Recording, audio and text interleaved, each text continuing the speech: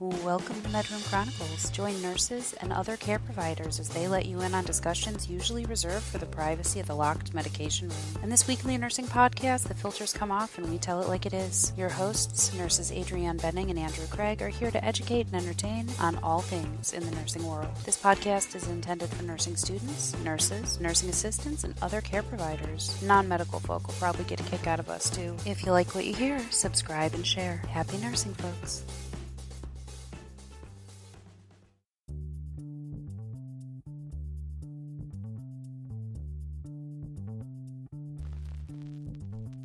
The last few weeks have been a scheduling nightmare for your old pal Age over here.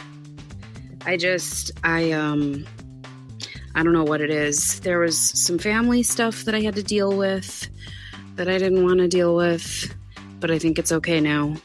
Cool. Or it's on its way to being okay. And I wasn't sleeping very well and blah, blah, blah. The last few weeks have been kind of chaotic for me. And I feel like I've spent the last few days just saying to people, like, I'm so sorry.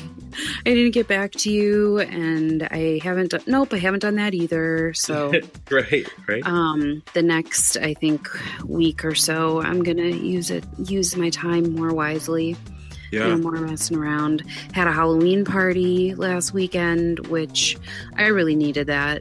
I probably shouldn't have thrown a party in the middle of my scheduling chaos, but I was like, I need to feel happy about something. So, hell yeah.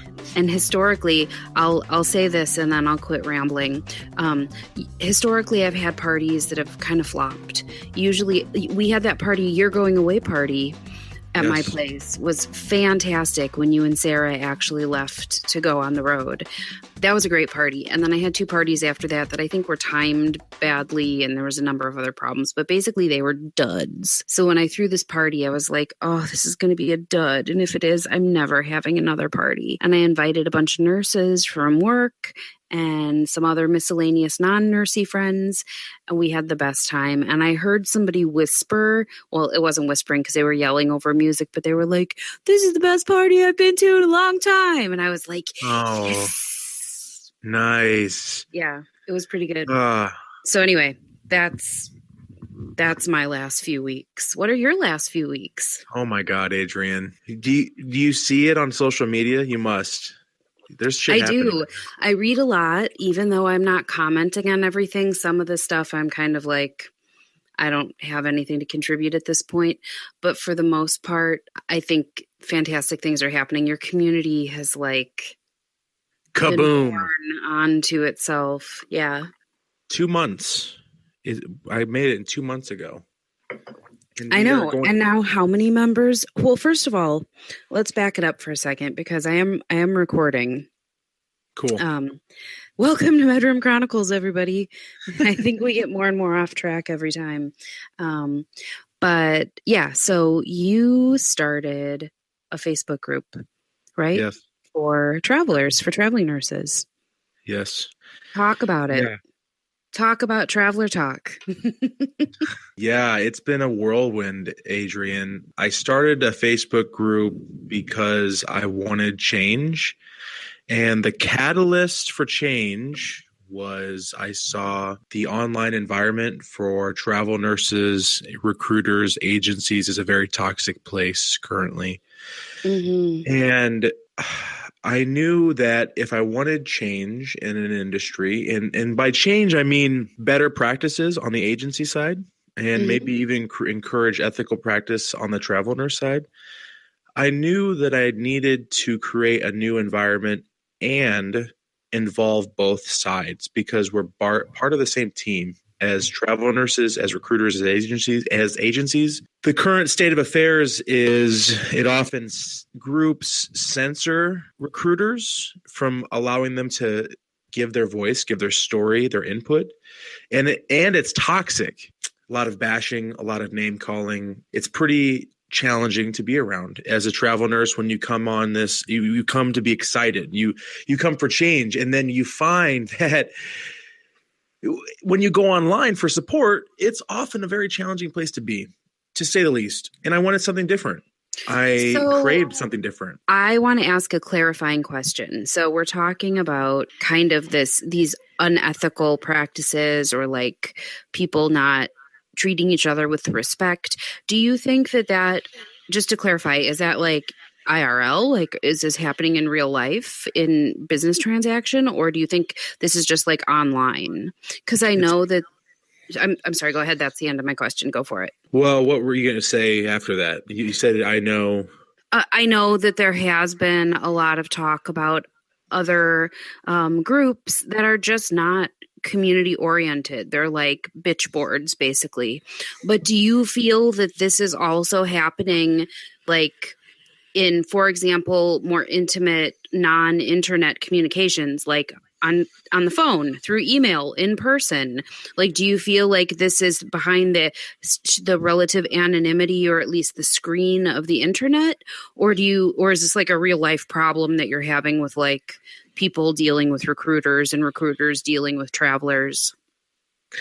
Both, without a doubt, Adrian. It's both. It's easier to be a keyboard warrior, I call it, online. You can just say whatever the hell you want to say, and you know whatever. You don't have another human being in front of you. There's a little more reservation in real life, but there is still nastiness. There's still unprofessionalism through our communication, the way travelers treat recruiters and agencies, and I've gotten reports on the other way around. I personally have not felt disrespected or mean to by a recruiter, but I have experienced some of their, let's say, unsavory tactics to get lead generation. So, yes. There's a lot. Yeah.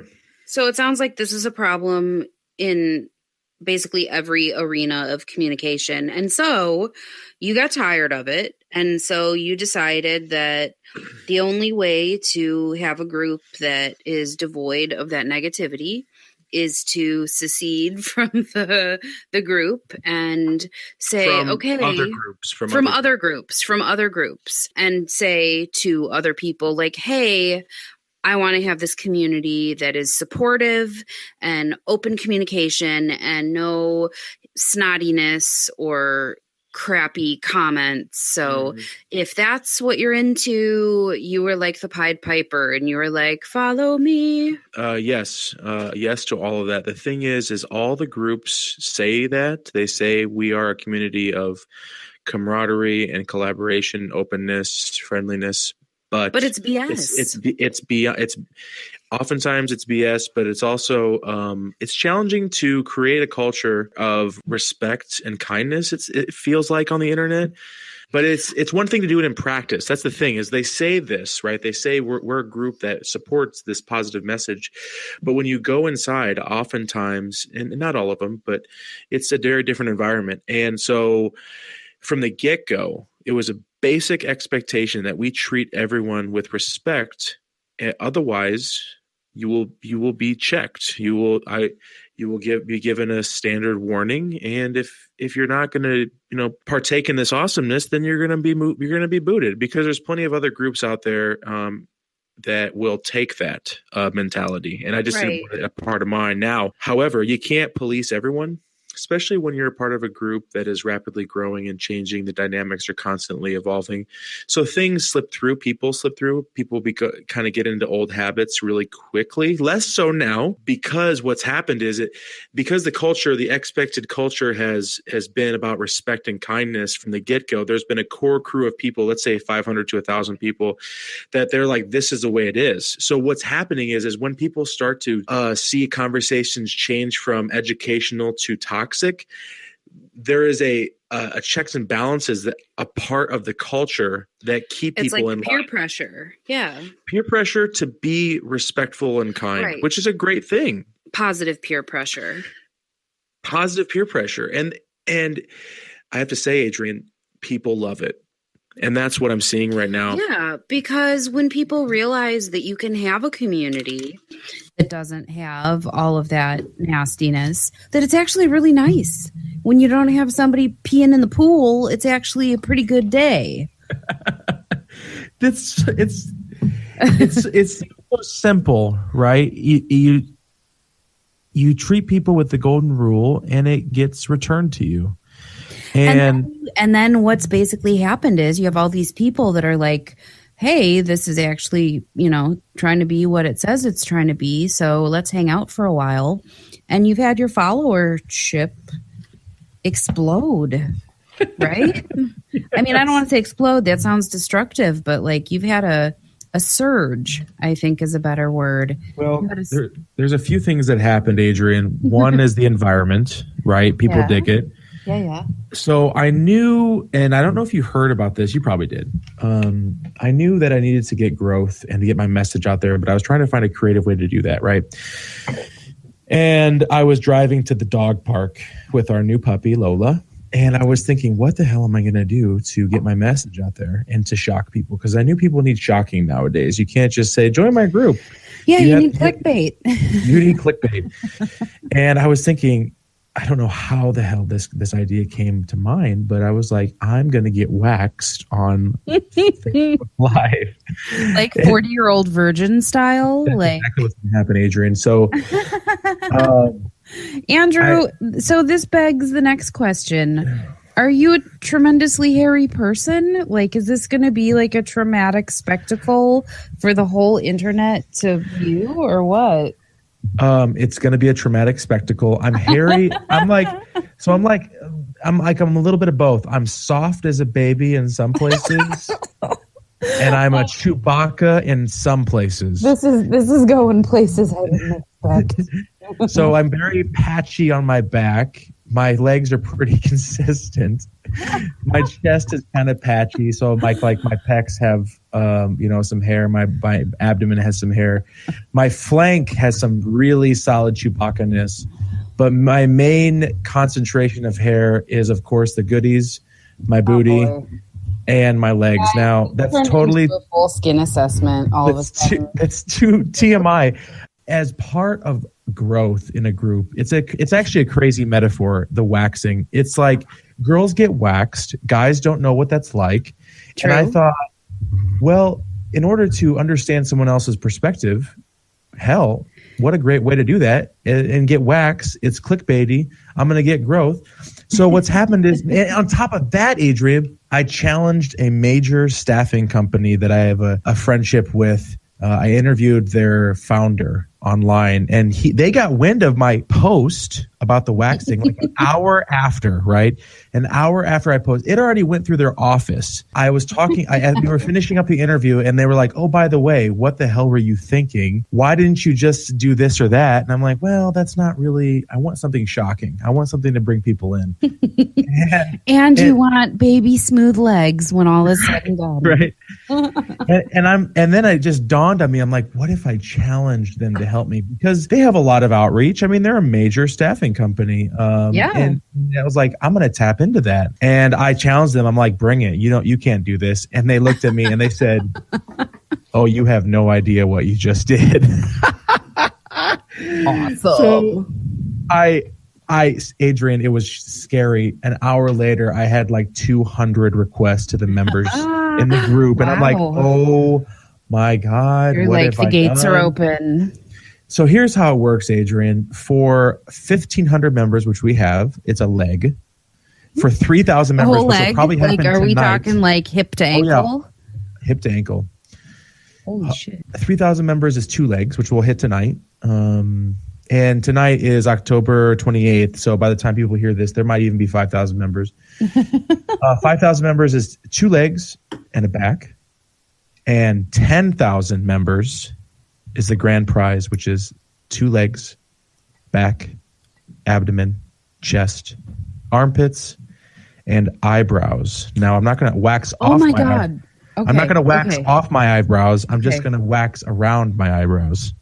I was about to say, like, I, as your friend, need to step in at this point. Like, all the rest I'm fine with, but don't. Right. I'm glad you're fine. So the eyebrows were the line for me that I was like, whoa.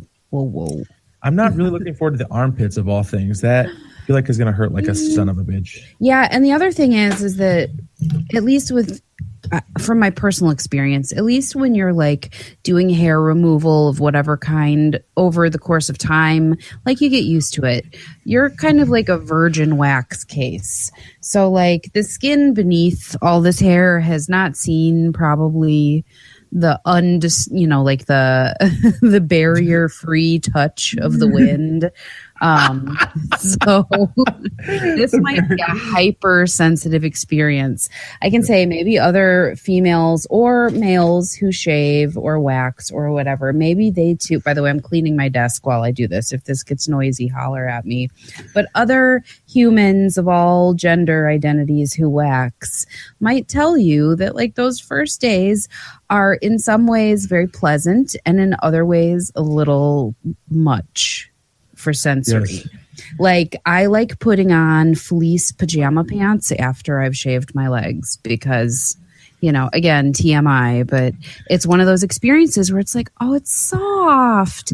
That's what puppy velvet ears feel like on your skin. But then, you know, it also has negative effects because if it, you know, say in the spring when I haven't shaved my legs for, let's be honest, we're not shaving over the winter, so that first one in the spring, you're kind of like, oh, it's a little intense. Listen, Adrian, I'm married. Okay, I get it. You know, I live with a girl, so I see this firsthand. Sarah would kill me if she knew I was talking about that. Well, we can just cut that all out. Oh, it's fine. She'll have to deal with it. No. Me shaving my ankles is hardly a titillating experience.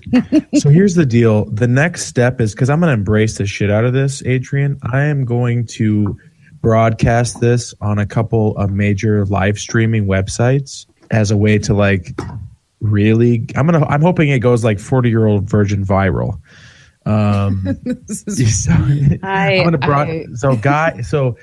Guy gets waxed live on Facebook, I think is the title of my nurse gets waxed live on Facebook because you know you got it. Oh yes, male nurse gets waxed for followers. Yes, right. Follow me, please. So that's the plan. Oh yeah, and the last thing is I'm doing it on my 30th birthday. Oh, well, that's kind of exciting. When's your birthday again? Remind me, please. I don't know. March 5th, 2018. Okay. So the contest ends the end of this year, and the 3 months between December and March is when I will do the logistics and planning and go from there. Whew. Well, vaya con Dios, as they say in my favorite Spanish-speaking countries. Yeah. Good luck with that. Are you going to watch this? Are you going to get on this action? We'll see when the time comes. We'll see. Like, I don't know. Waxing videos in general. Like, I've seen a number of them online. And, you know, and obviously I've seen the 40-year-old virgin. And those are a little cringe-worthy for me. Like, I can do a lot of horrible things to people in the hospital, but pulling tegaderm off their forearms is one of the things I really don't delight in. So, yeah, watching you get both your legs. I don't even know that I would wax both of my legs. That sounds like it kind of sucks a little, but I'm a wimp. I'm not really into that sort of thing. So I wish you luck. I think it's great for your community though. You've got to, let's steer away from the hair removal topic and let's talk a little more about, some of the other things you have going on. 'Cause I know that this group is growing. So like, what is this group? Tell people, for people who don't know. Traveler Talk, in its simplest form, is a place for travelers, not only travel nurses, but anyone that is in a healthcare traveling industry to hang out. And that includes traveling physicians, recruiters, CEOs, vice presidents, account managers, anyone that's involved in the healthcare traveler industry, so you can all come in and learn from each other.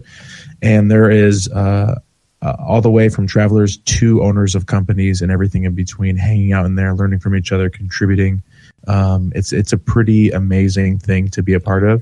Yeah, that's pretty rad.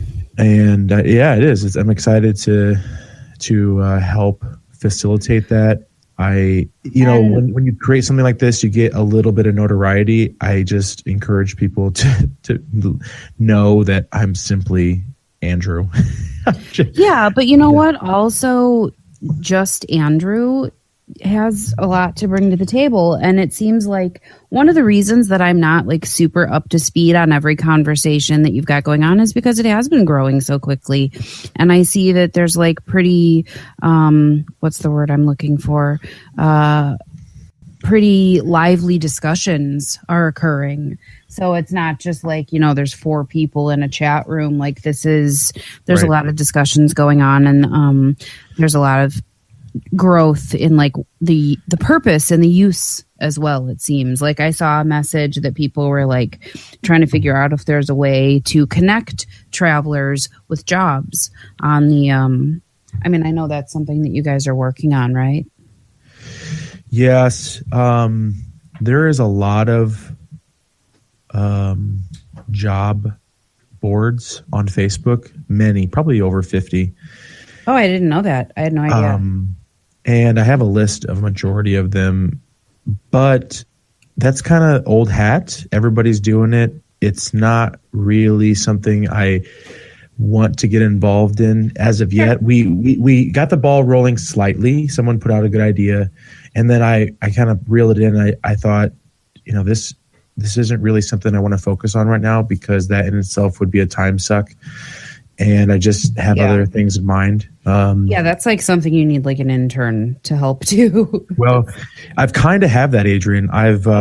Very good. I have 5 actually. I recruited 5 people to moderate the group with me.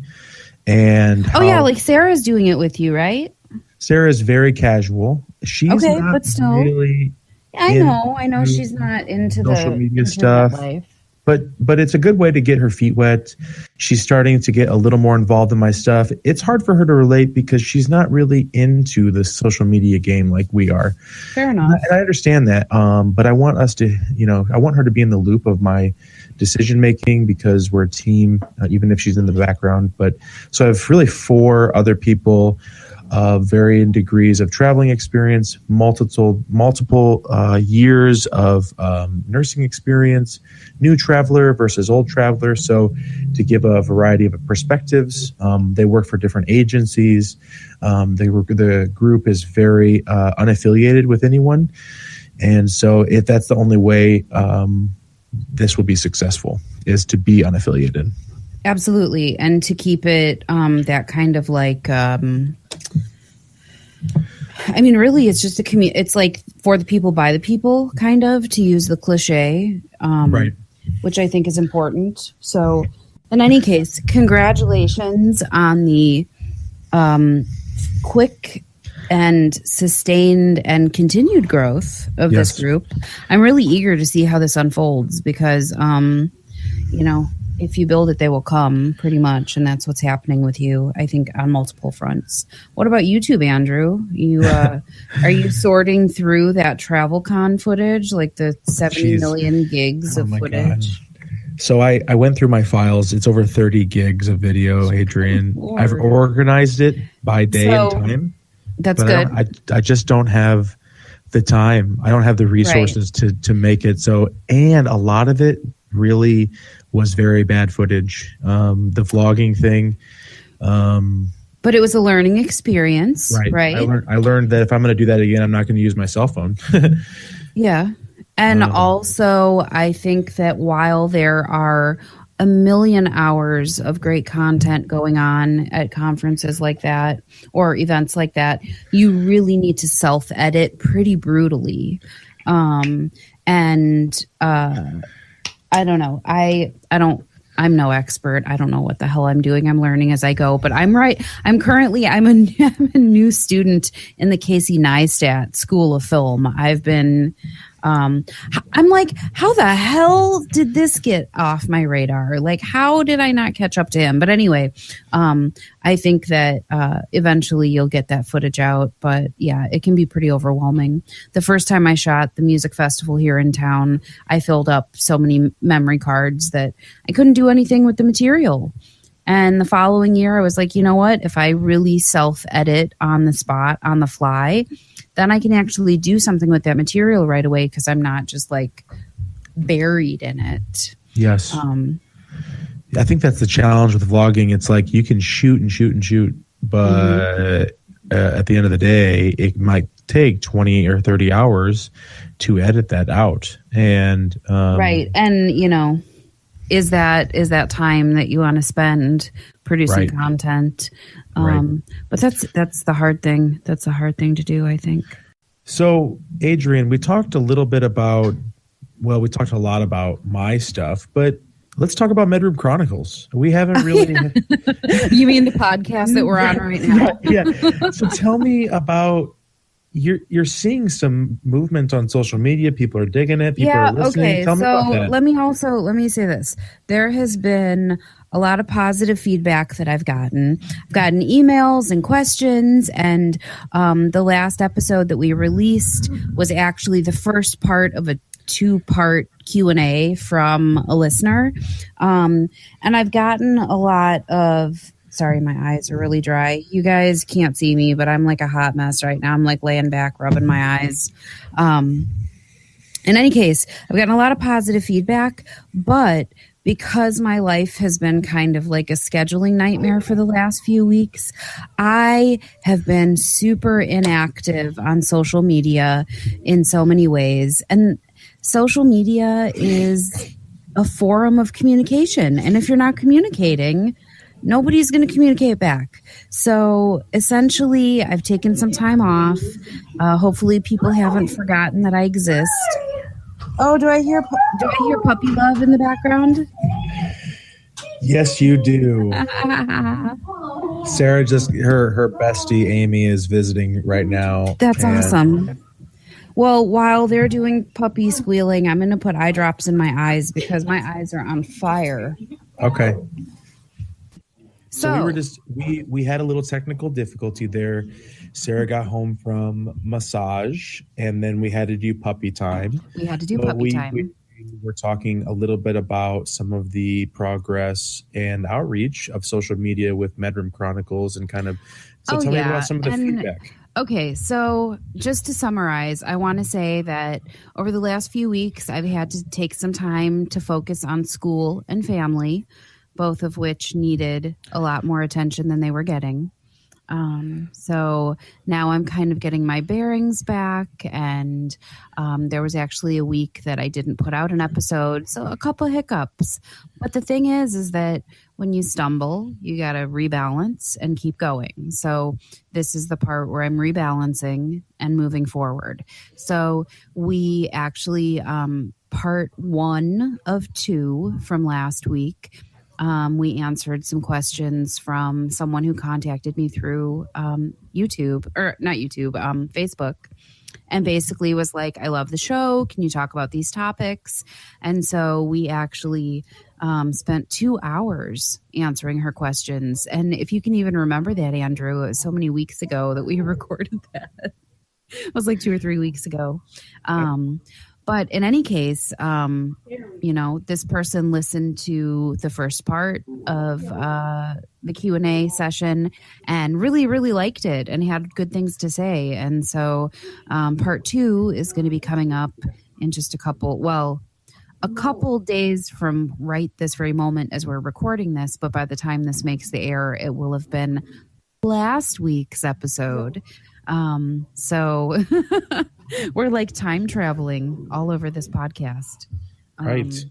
Tell me about, you said that you got some outreach, like people were commenting. Yes. Okay. So this is the other thing. Before all of the like stuff that needed my attention pulled me away, I put up a post and then you shared it on social media as well. I was basically like, hey, I'm interested in interviewing folks. Like I would love to have some conversations with people of other nurses, other disciplines, really any healthcare professionals. So I put that message out and was like, who wants to talk to me on the air, expecting that maybe I'd get 1 or 2 replies. And I got so many replies that I was like, oh shit, I got to make a spreadsheet. Are you serious? I didn't realize it had that much. I mean, it's not like, dozens upon dozens, but I'd say I probably had like a dozen solid offers, and someone actually has already, and some, a few of them were people that I know and I've either worked with, or I work in the same institution, which is huge, or they're people that I used to work. So most of the people that I expected were people that already know me, but I had some people from the interwebs reach out that actually I've been doing some other not social media stalking, but like looking at people's websites and their LinkedIn pages and and there are actually some really cool people that want to talk to me. So now that I am starting to reorganize and actually get my schedule tightened up a little bit, get myself on point a bit more, I'm reaching back out to these folks to say like, okay, I've got it together now. Let's talk. So I'm anticipating setting that up soon. So, folks, as you're listening to this, just know that I'm making my way around.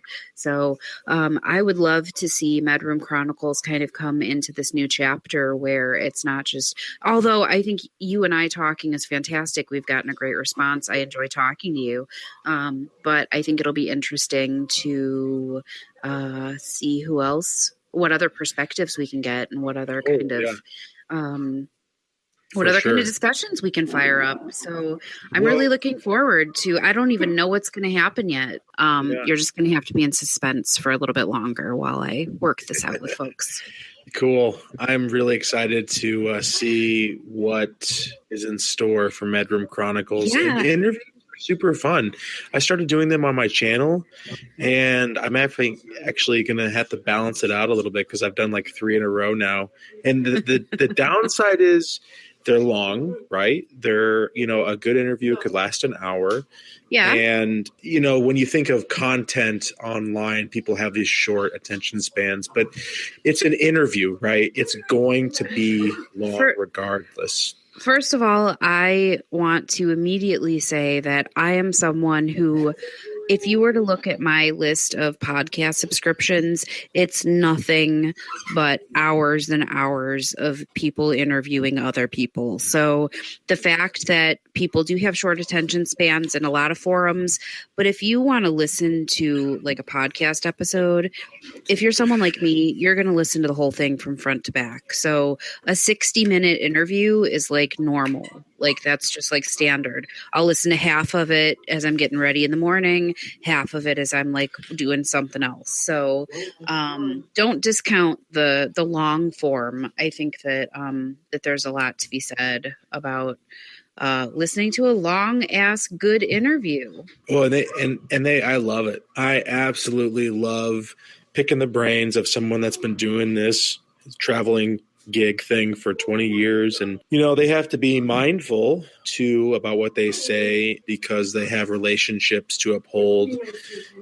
But I try to broach topics that are relevant to travel nurses out there so that, we can all benefit. So it's super fun. I'm really excited to seeing what you have in store for MRC and the guests that are coming on the show. No problem. Yeah, let's redirect a little bit. Did you look at the list of topics that I sent to you? The photo of my notepad? Yes. Do you want to talk about a couple of them? We can do like a kind of a rapid fire, and then I can market this as the first half is kind of like the business end, and then the latter half is like so I'll call it business in the front, party in the back. That can be the name of the episode. Does that sound agreeable? Awesome. That sounds perfect because the variety of topics on here is perfect. So so we can just rapid fire. So Andrew, we are going to go through this list of topics that I've created. I actually wrote these out just like when we decided we were going to record, and I was like, I should think of some things. So I wanted to be seasonal, right? I wanted to be relevant. It's like the pumpkin spice latte episode. Oh God. Can't believe I just said that. I am not a pumpkin spice kind Oh, of girl.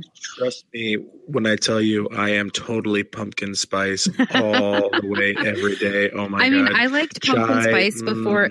See, I like chai, but chai is not pumpkin spice. Chai has all of these wonderful elements of like cold weather goodness, like the cinnamon and the cardamom and the anyway, so that's beautiful, but that is not pumpkin spice. Anyway, it is kind of a pumpkin spice list of topics. So let's talk about a few things. So by the time this airs, Halloween will be in our rearview mirror by a week or so. And Thanksgiving will be staring us straight in the face 2 weeks ahead.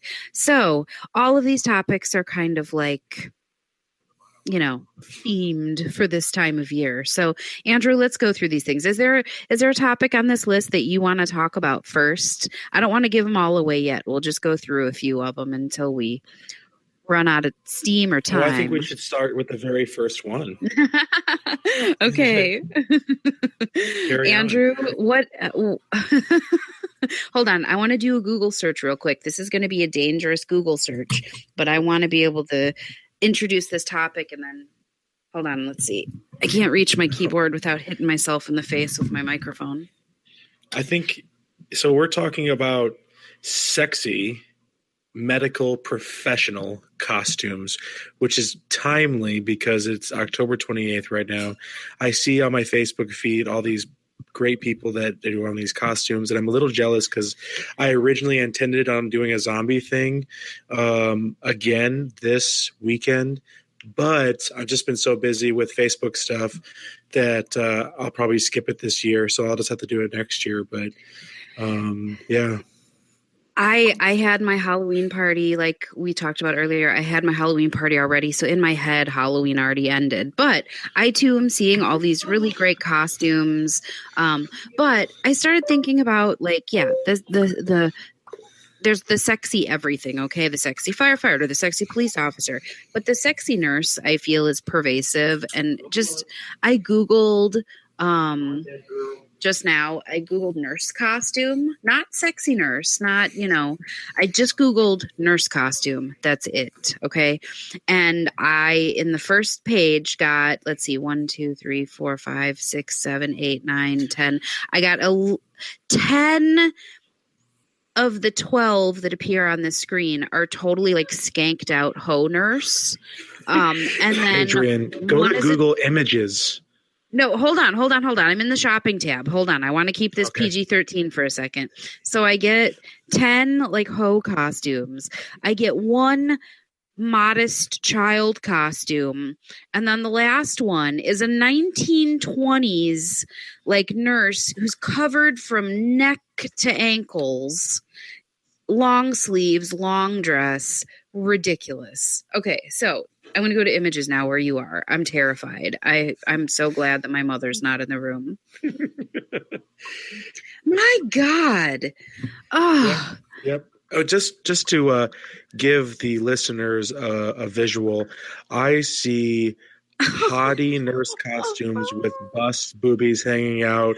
I can practically see the most ridiculous one I'm seeing, camel toe. The most ridiculous one I'm seeing is clearly latex, and it looks like something that Mila wore in The Fifth Element, where it's literally just like straps of latex covering.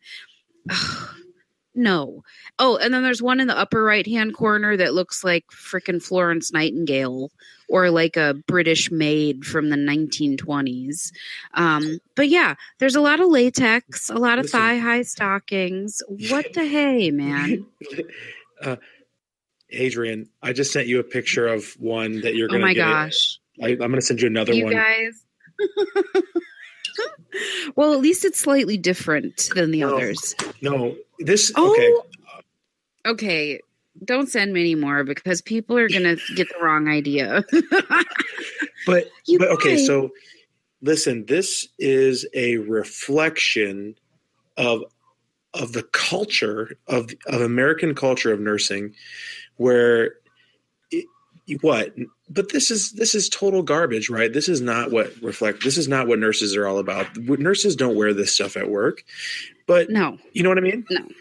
And like we've talked about in a previous episode, you were like, don't you feel like we were talking about, we were talking about the boom boom room at the other hospital that you were at.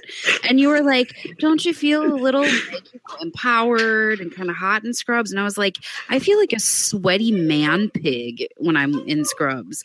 But so not only do I not feel like a latex painted goddess of the night as a nurse. Yeah. But also, here's the other thing. I went back to my Google tab and I put doctor costume instead of nurse costume. And there's not a single person that's scantily clad on this page. It is literally like scrubs, lab coat, OR head covering, face mask. Like there's no doctor that like has on like a tiny green scrub skirt with like, it's all like dudes. It's all like what, Adrianne, I'm going to play a little devil's advocate. So for the people that are non-medical, what's the problem with portraying nurses as strippers essentially on Halloween? Oh, where do I even begin? Okay, so first of all, it hypersexualizes and okay, so that's the biggest part. That's the most obvious. That's like the clear obvious. Like nurses are there for your pleasure and arousal and a sponge bath, which is the most drives me crazy. If you can reach it, you can wash it, homeboy. Okay. Yes. If your arms are working, you are, yeah. So, but the other problem is that people don't realize how much nurses need to be weightlifters, hostage negotiators, waitresses, like advocates. We are like doing some of the hardest, most dangerous, disgusting things. And so to put us in stripper heels and a latex dress and say like, here's the most pervasive representation of your profession, basically. Right. Yeah. From a man's perspective, it doesn't offend me as much, but I'm trying to think like if I was a female and right now imagine that you Googled nurse costume and it was all men with six packs and super tight asses wearing like the Chippendale style, like you're wearing like the collar of the scrub top. And, like, would you feel the same way if suddenly you were like, I am not a hoe, I am not a size 2, and I'm not wearing a thong to work? Like, right. When you put it that way, absolutely. I mean, yeah. If that was the first thing that somebody thought about when they thought about male nurses, was they thought about like hypersexualized, super buff Chippendale dudes, like giving you a back rub, that would change your perspective. Sorry to disappoint, because trust me, only thing you're going to get from this nurse is a keg. Trust me on that. You're not going to get a six pack. So anyway, that was kind of the first thing I wanted to talk about. That was the first thing on the list, was like these costumes erode the image of nursing because we are professionals, right? We take care of human lives. And when we're portrayed as a stripper, it's extremely offensive, to say the least. Like, I want to see a nurse uniform, or not a uniform, like a costume that has like cape and like those fake biceps that like superheroes wear. Like that could be like a costume. Like, seriously. I mean, not that I need a costume, but like if I had to dress up, this is my own personal style and things that I'm into. If I had to dress up as like, if somebody said dress as a nurse for Halloween, a couple times in the thrift stores in Iowa City have found old College of Nursing capes that are like the American version of Harry Potter in my mind. Like they're the coolest. I don't know if you've ever look up nursing cape on Google search. Like everybody that's listening, do this. Just like look up. Here, let me make sure that it doesn't pull up something like super messed up. Do something weird. But yeah, if you Google nursing Oh, cape. Yeah. See, like there's one that's like, it looks kind of like, yeah, nursing cape. So that's what nurses used to wear, like nursing students. And at the University of Iowa, up in the museum that's up on the 8th floor, which has a lot of cool stuff, like a lot of cool old medical supplies, but also they have a College of Nursing cape. And this thing, it's like made out of real wool. It's beautifully lined. Like this thing is like old, super old, and it's beautiful. And I'm like, man, why couldn't Kirkwood have us wear nursing capes? Like that would have been I just sent you one badass. in Facebook. Oh yeah. See, Andrew just sent me a nursing cape. It's basically a Superman cape, but it says RN instead of having an S. It's true.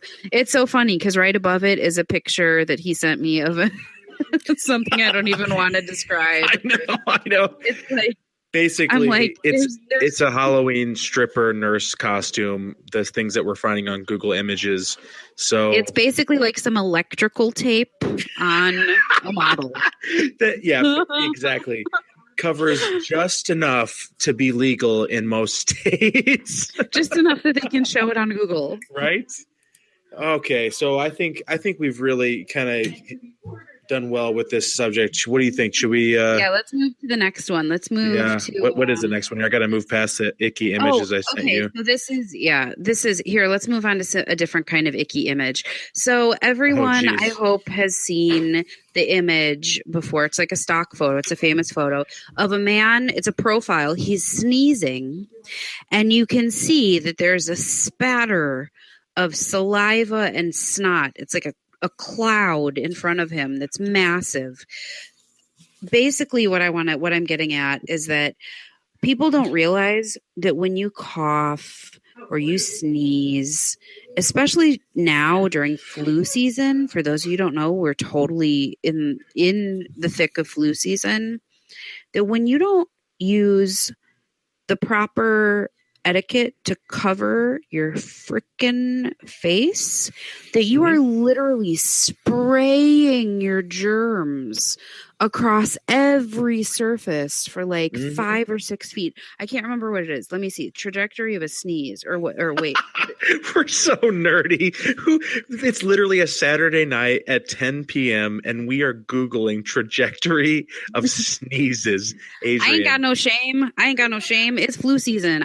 If I was out on a Saturday night, I would get sick. There is a football game tonight. It is weekend before Halloween. I'm sure people are making out with people they never met before and drinking beers they picked up off a table. We are doing a public service right now. That's what's happening. We are educating the public. That's what This is a public service announcement. So I want to talk just for a second to everybody. I mean, I might be preaching to the choir here if we're talking to healthcare professionals, but I did write on the list I want to talk about vaccinations, but I don't even want to go there because I feel like that's a whole separate topic and people get really up in arms about that.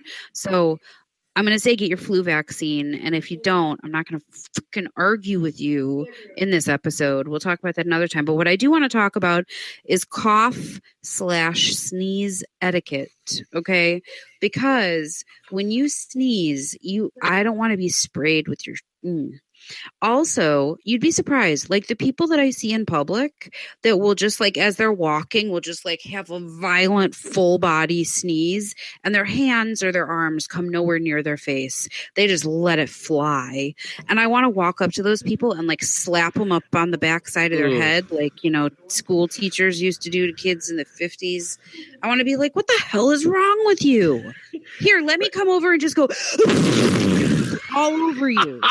How do you feel about that? Nice to meet you. Have a good day. I'm sorry if that was a violently loud noise. If only we could see we could see the sneeze. I mean, we could see the droplets a little bit, but I wonder if people would not sneeze, if all of our mucus was like purple or something. Right. And so we're taught, when I was a little kid, because the science hadn't quite caught up yet, they taught us cover your sneeze with your hand or with your hanky or whatever. The problem is that when you sneeze in your hand, all you're really doing is spitting all over your hand and then putting it on whatever the next thing you touch is. So the proper cough and sneeze etiquette is that you're supposed to cough or sneeze into the crook of your elbow.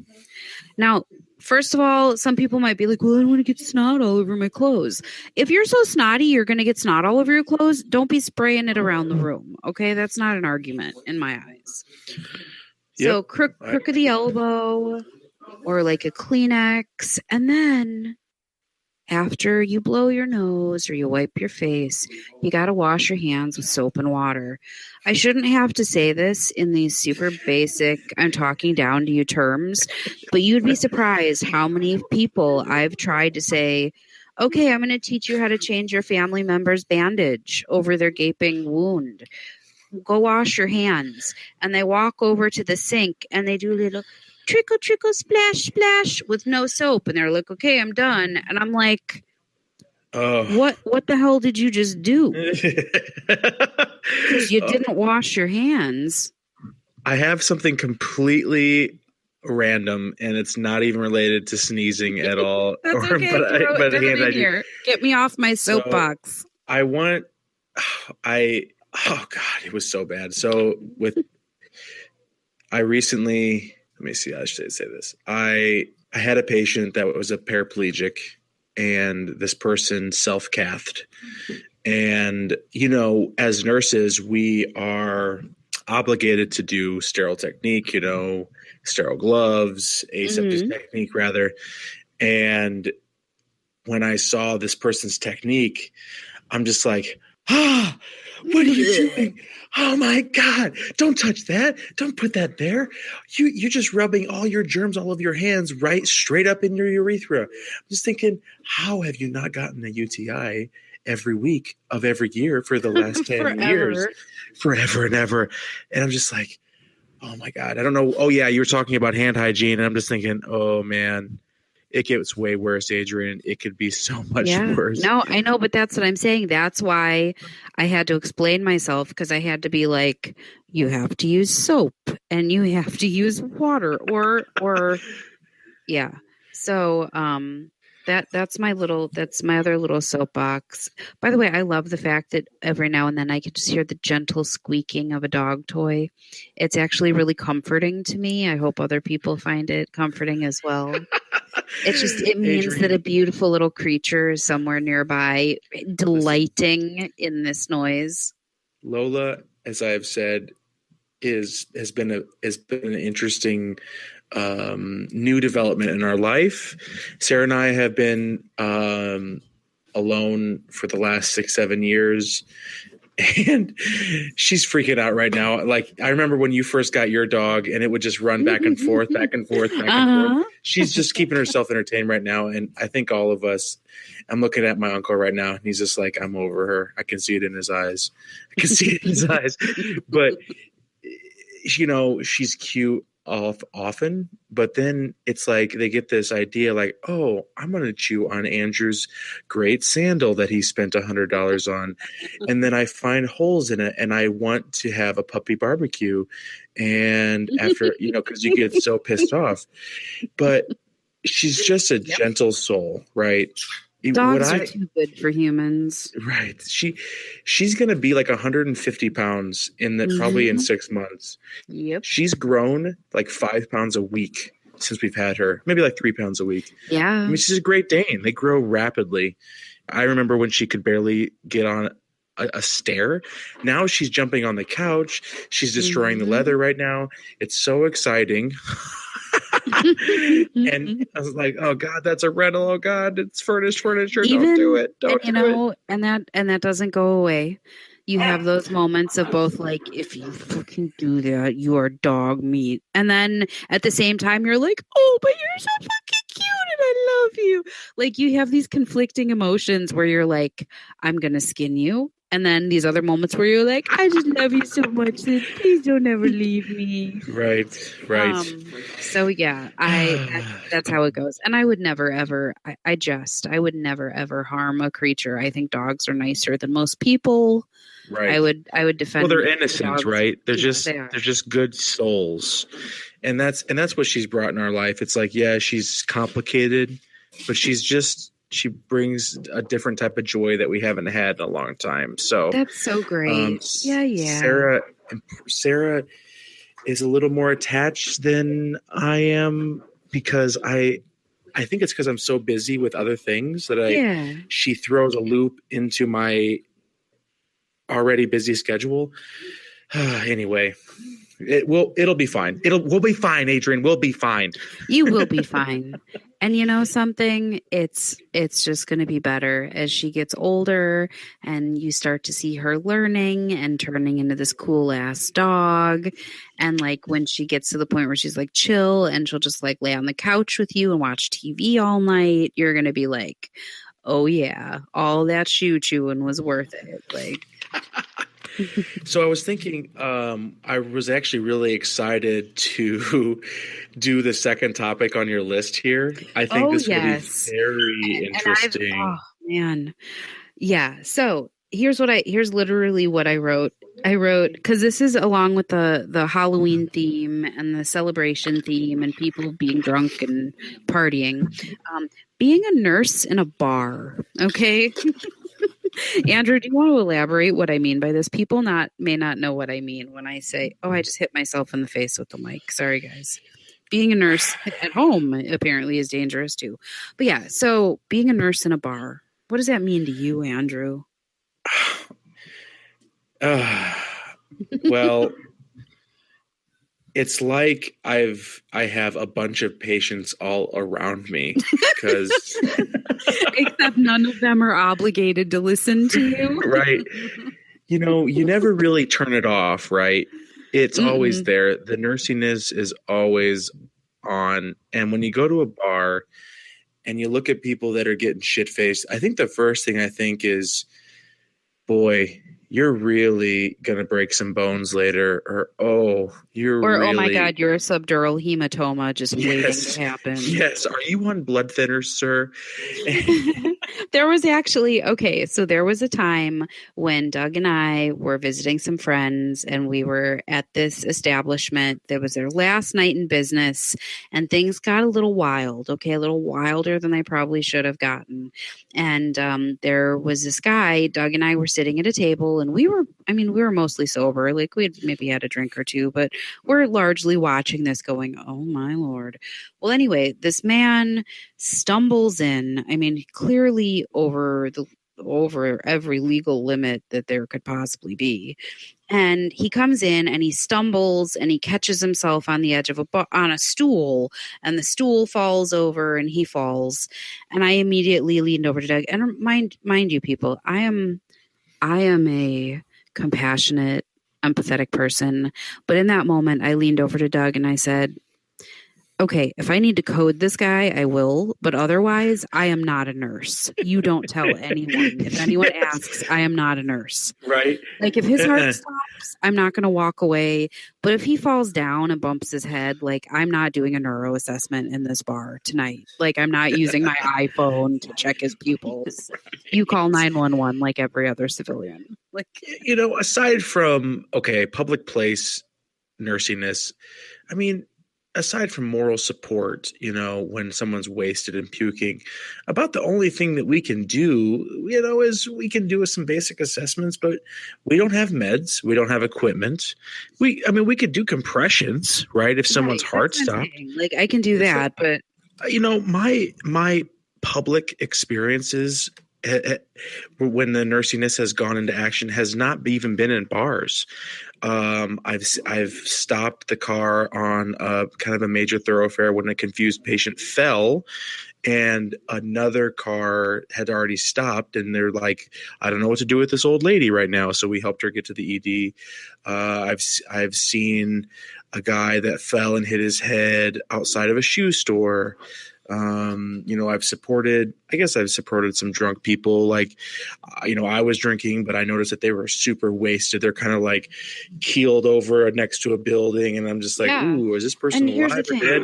Yeah. And being in a party school town, which has had varying levels of party school infamy going on here, I've seen people fall. I've had friends who have been hospitalized because someone that was drunk hurt them, even though though they were sober or, just an innocent bystander. I've seen people fall down stairs that, if they hadn't been drunk, they probably would have gotten even more hurt because, I don't know if this is true or if this is an urban legend, but I've heard that people that are intoxicated usually fare better in drunk driving accidents because they're so kind of like loosey-goosey that they just kind of ragdoll around and they don't have like the reaction or resistance that causes increased injury. Anyway, point is, maybe I don't even know what my point is. But I've seen all of these people in all of these different situations where drinking is involved.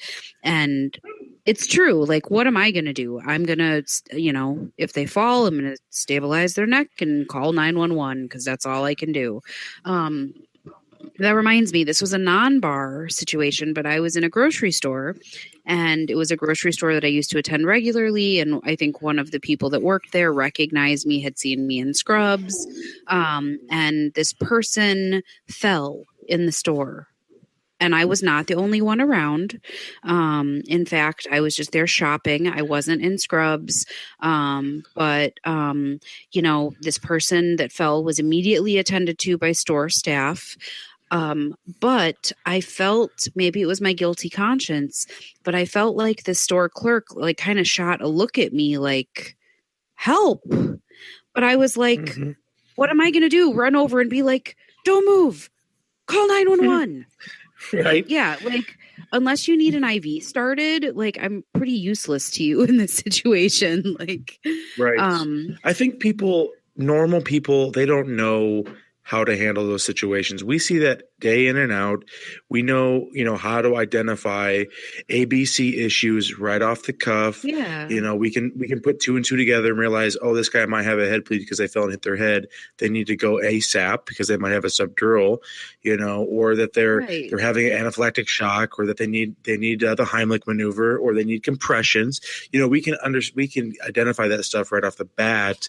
But normal people are like, oh God, what do I do? And no, for good reason, because they have no clue, right? Right. They don't have the experience. So I think, but I had this tremendously guilty conscience because I was like, it's like instantly I was like, God, does every person here know that I'm a nurse and they all think I'm a horrible person because I'm just like putting broccoli in my cart as they're trying to help this woman? Like, I was like, I'm not going to stand here and talk. Look for that?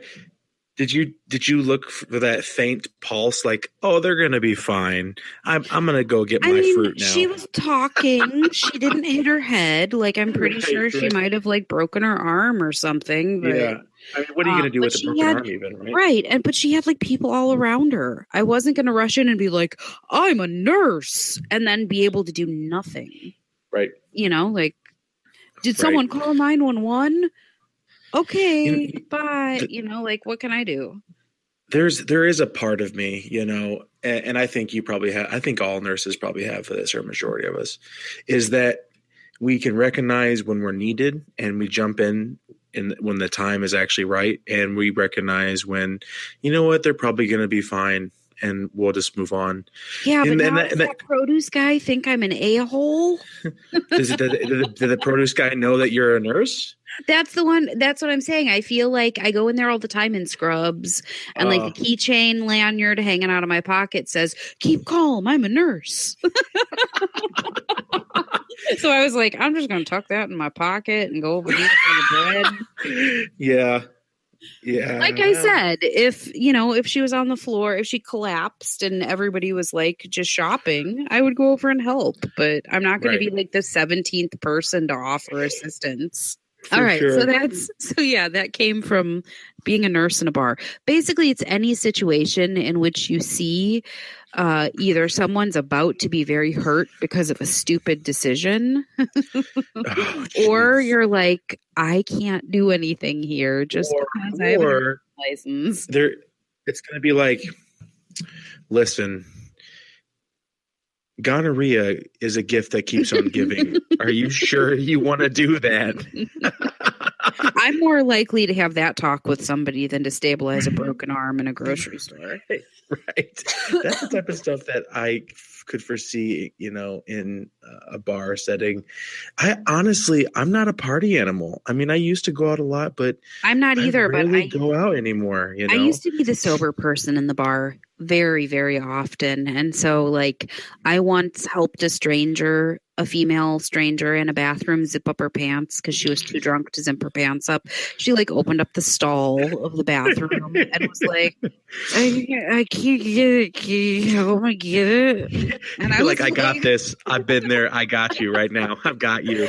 I do this every day on Neuro. I got you. So I was basically like, sure, come on. And I like zipped up her pants and I buckled her buckle and helped her wash her hands. And then I went pee. 5-star treatment. My goodness. I know, right? I was like, what am I doing? I'm not getting paid right now. I don't even know who this girl is. Right? Yeah, but I couldn't in good conscience let a woman walk out into a bar with her pants unzipped. I mean, come on. I know. You have a soul. You still have your soul. Yeah, stop that. Watching out for my women. Yeah. Watching out for my ladies out there, even the ones making too many drink decisions.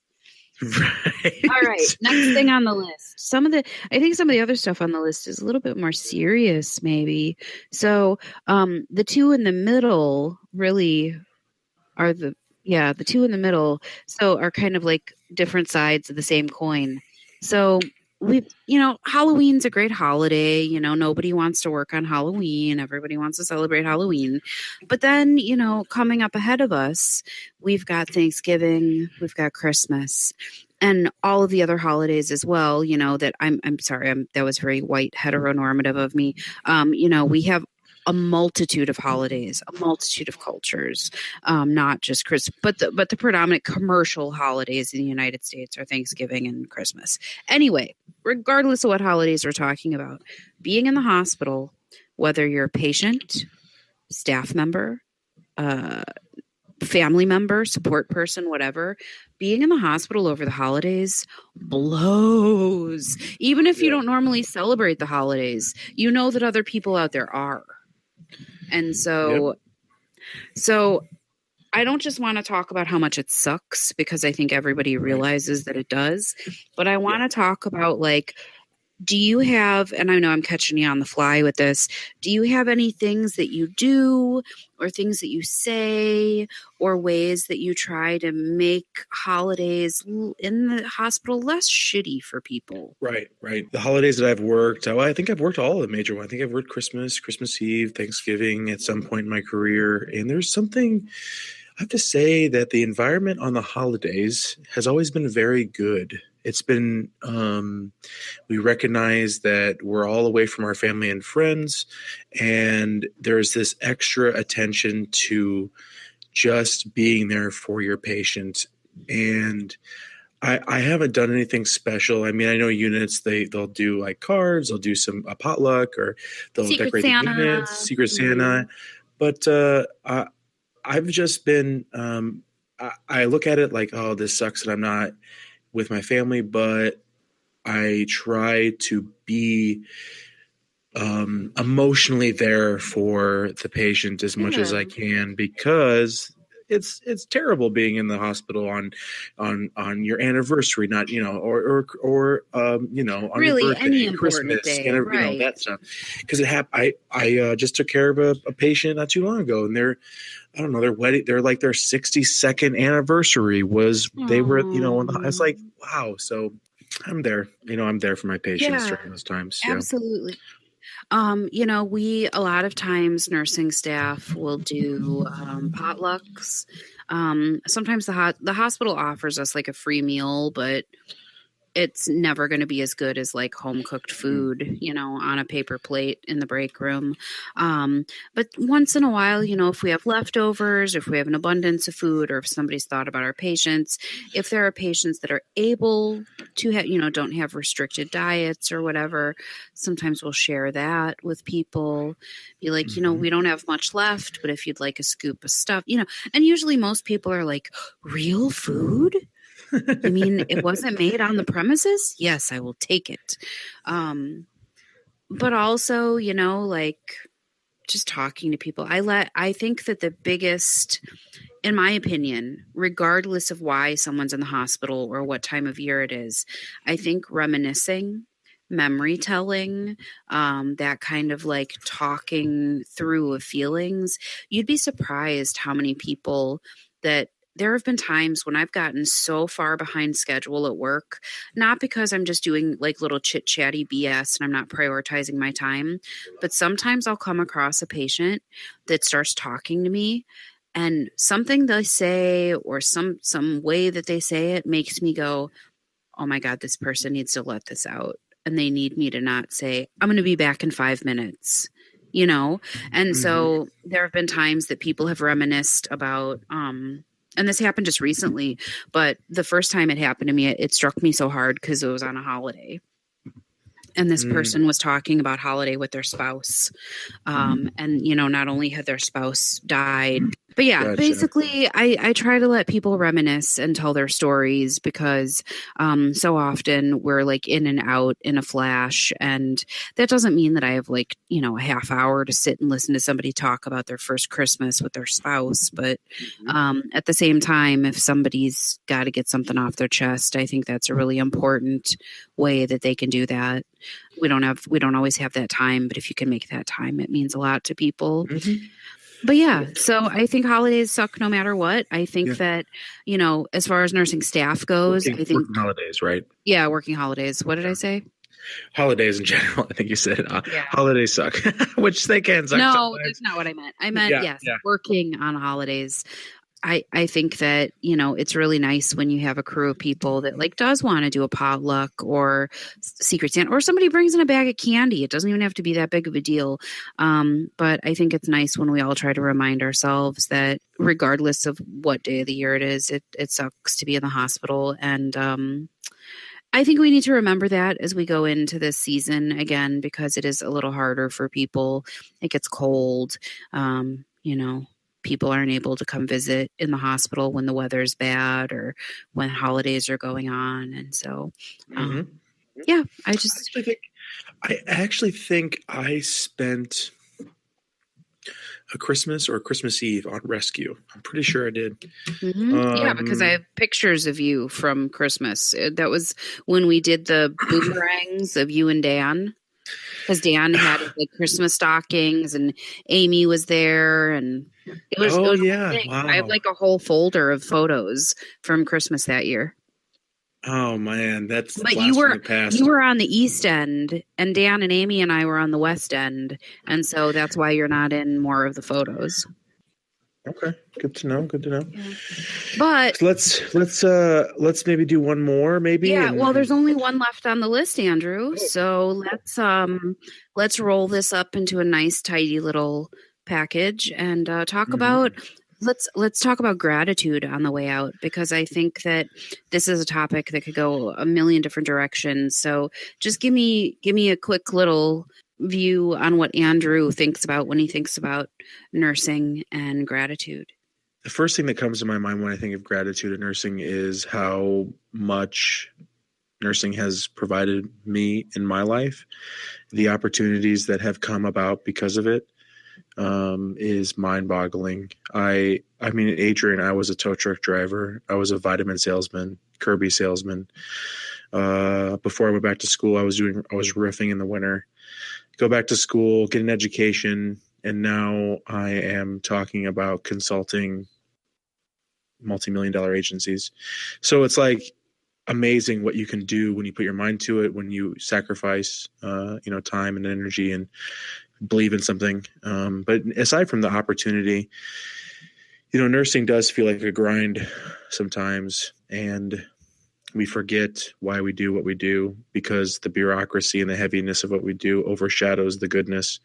But it does feel good when we actually connect with people. So I am thankful for that. The truth is, you talk about burnout. It doesn't come in that often.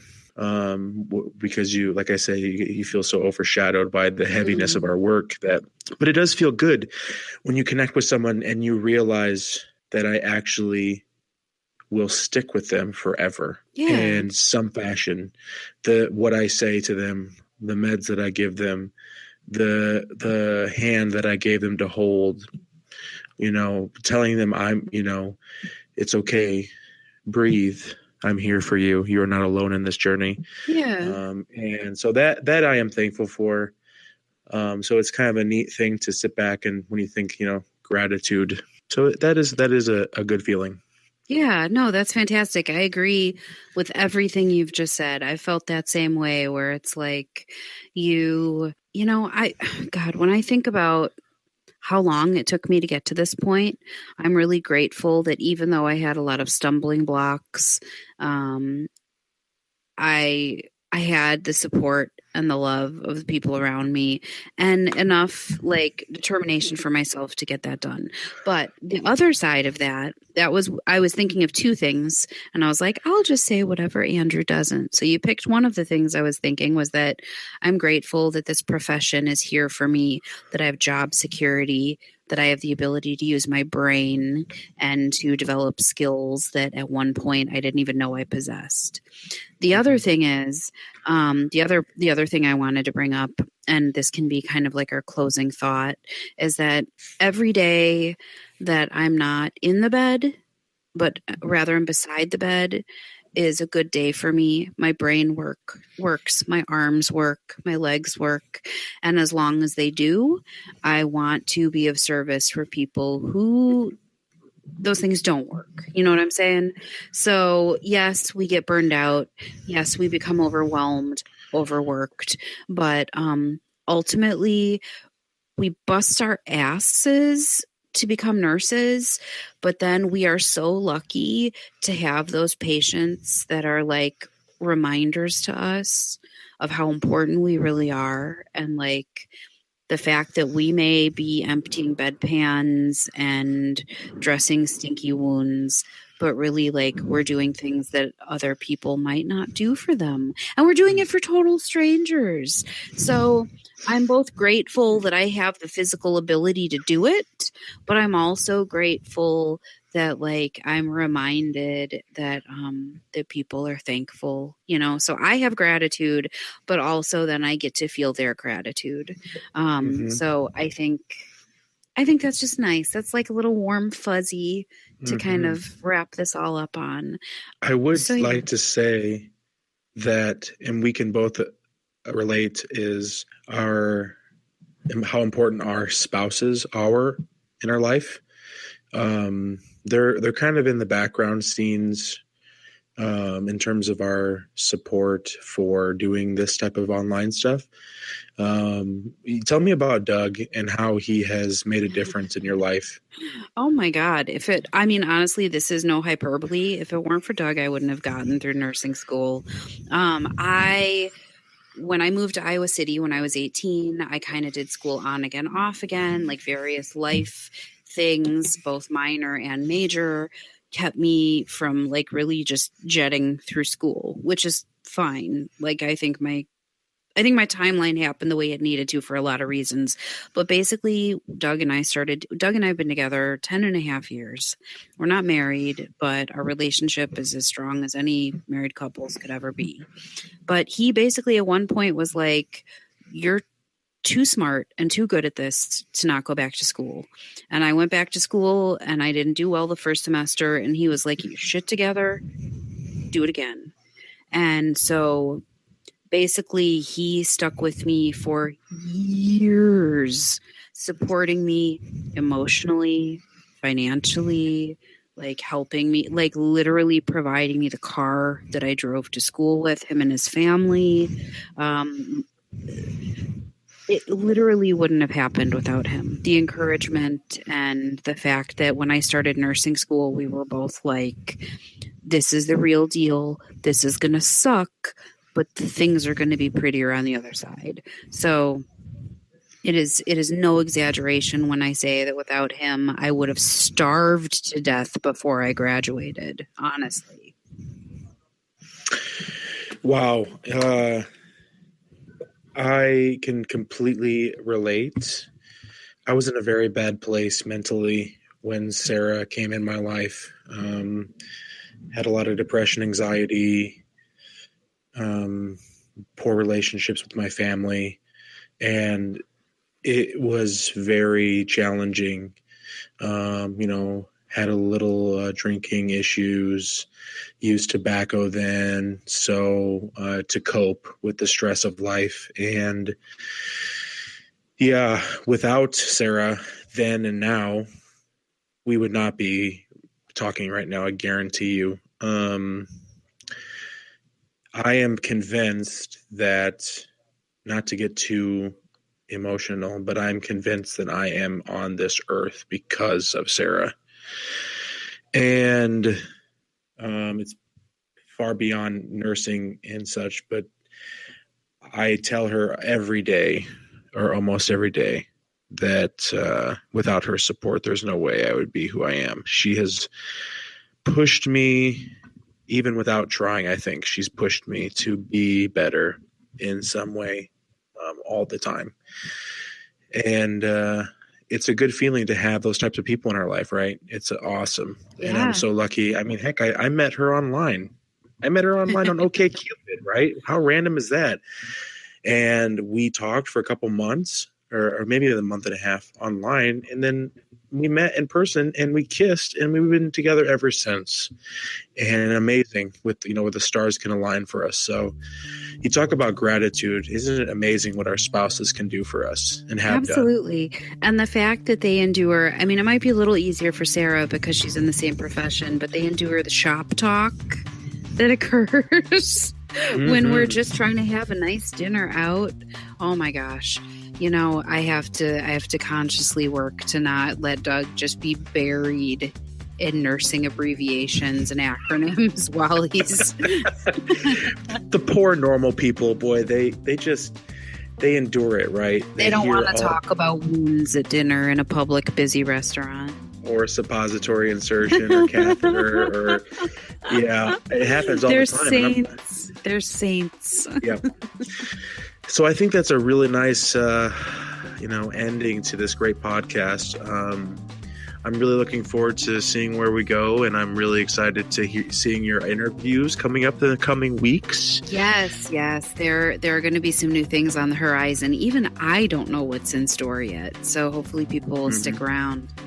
Awesome. Well, thank you, Adrianne, as usual, and I will talk with all you lovely people that are listening out there very soon. Yes. Have a good night, and tune in next week for another episode. Bye, guys. Happy nursing.